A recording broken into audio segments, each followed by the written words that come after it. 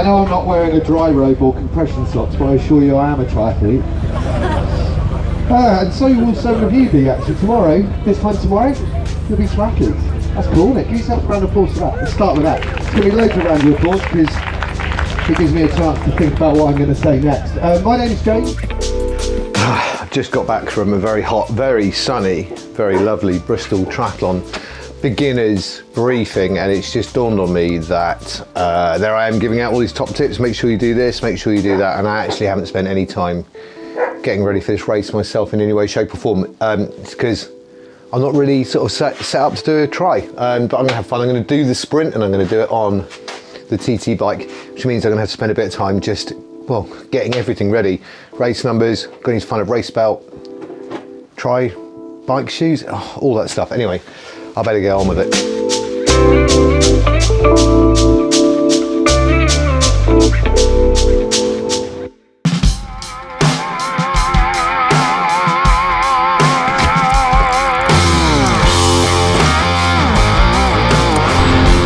So here we are. Transition closes in about 50 minutes. It's just the other side of the river over there. I decided to go sprint distance and decided to go TT bike, but with my Aero road helmet, not my TT lid, just because I haven't ridden in that at all. And finally, the other thing that was slightly unexpected with the tri-suit thing, I'm having to wear the tri-suit that I bought to go swimming in. It's the only one that actually fits me. All my other tri-suits are either too big, the one I bought to support the NHS during Becky's treatment, way too big, and my proper skin suit, too small. Anyway, let's get into transition.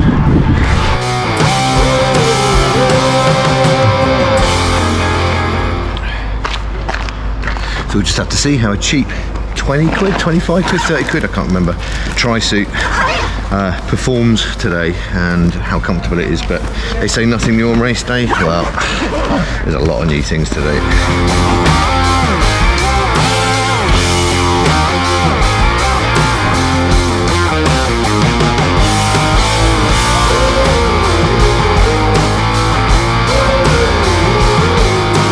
Go on, Hester.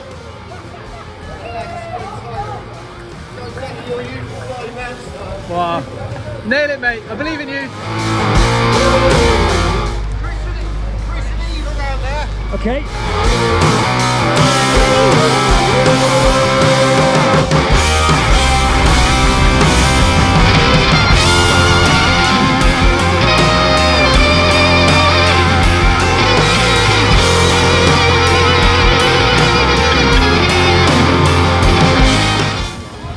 Go on, Hester. Go on, lad.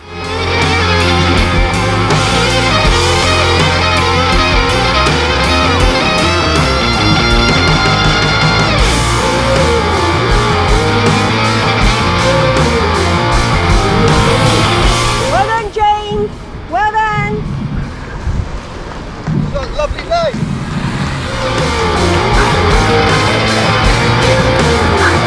Go on, Hester. Go on, buddy. Well done, mate.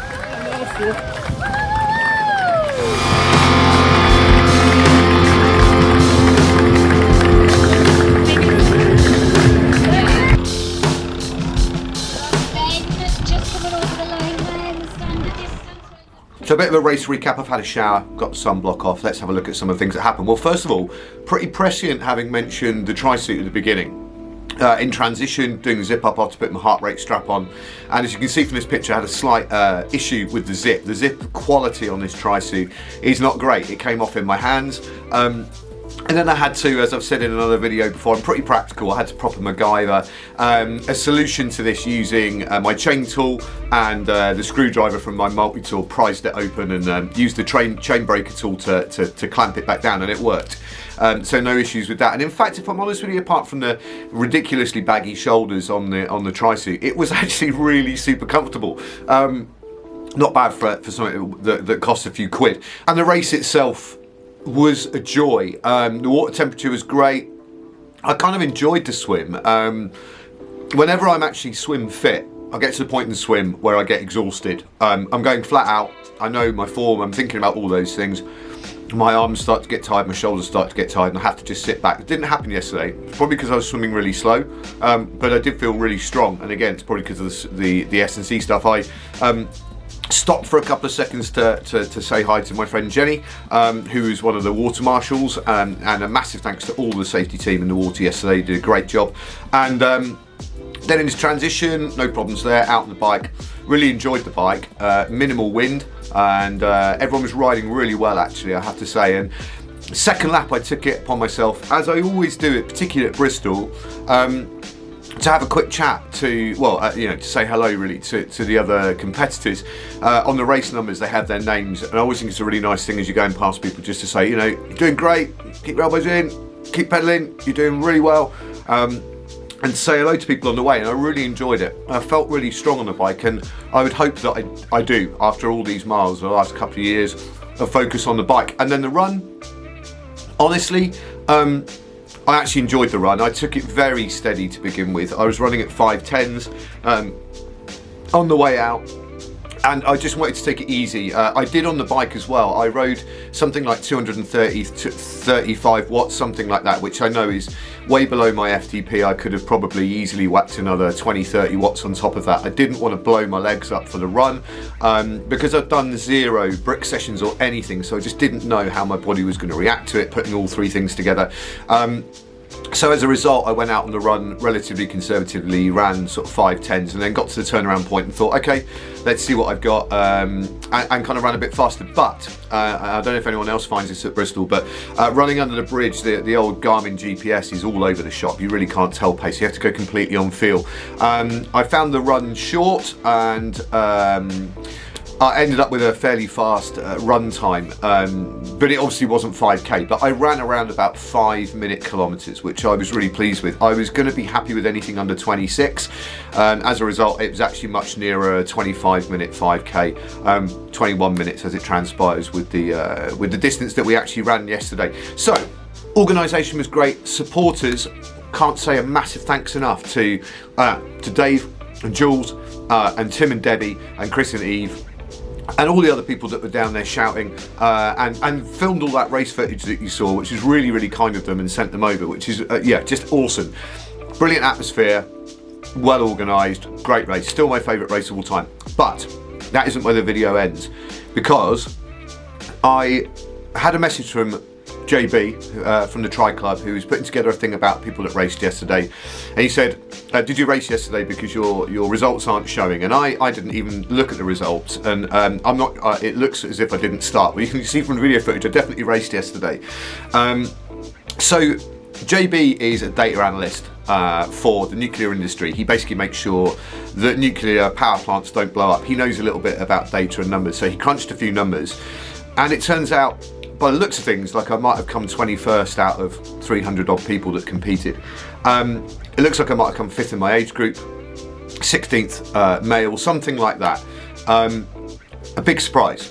I'll put the numbers down here somewhere. 12th fastest bike split. My bike split was way up there. And I'm really chuffed, and I think that's the thing that made the biggest difference, actually. My swim, super slow, my bike, really good, and my run, very average, really.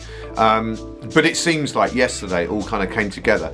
Without any tri training, really all I've done is get my weight down over the last 6 months. I've basically done loads of strength and conditioning work, and I've got back to running. I've done 0 swims. The swim video that I did, or the bit that was in the video a couple of weeks ago, is the only swim I've done possibly in the last 18 months that I can remember. Certainly the first open water swim in a long, long time. And it really showed. The other thing was racecraft. You've seen in the video that my bike mount was awful, my dismount was good, so racecraft isn't great, but I just had a great day out. And actually it seems that out of all the best races that I've had in my life, it's often when I'm not working too hard and I'm very relaxed and I'm having fun that I get the best results. But really I've done no tri training, and I kind of wish I had now, but then maybe the pressure of that would have meant I wouldn't have got such a good result. What I will say is that these results aren't official at all, because my chip didn't seem to be working, and if any of that does transpire, I have emailed Adam at Tough Runner, and a huge thanks to them and the team for letting me do the race briefing and inviting me to come and race like I did yesterday and have so much fun. And also the chip people, I have emailed them to see if there's anything they can do to try and find out, and it might turn out that I was 299th and that it was all over the place, but comparing my GPX files, both from my bike computer and from this, and my start and end times and everything else, compared that to the results online, looks like that's roughly where I was, but certainly a better result compared to other competitors than I thought.